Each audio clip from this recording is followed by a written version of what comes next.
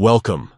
Today, I'm going to guide you through the simple steps to enable app icon badges, specifically for incoming calls on the X app in Android.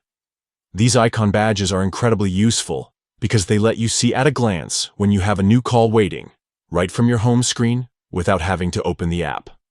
Let's get started. First, open your phone's settings. This is where you control everything related to your apps and notifications. Next, scroll down and tap on Apps. This will show you the list of all the applications installed on your device. From that list, find and select the X app. It's important to be precise here to change the notification settings for the right app.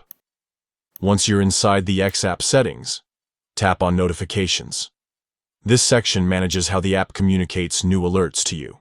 Now, look for notification categories and tap on it. This helps you customize notification types within the app. Within the categories, find incoming calls and tap to open its specific settings. Finally, look for the option labeled App Icon Badges and toggle it on. This will enable those small badges on the app icon that show you when you have incoming calls. And that's it.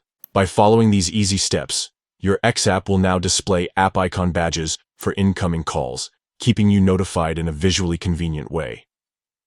This little change helps you stay connected and ensures you never miss an important call. Thanks for watching.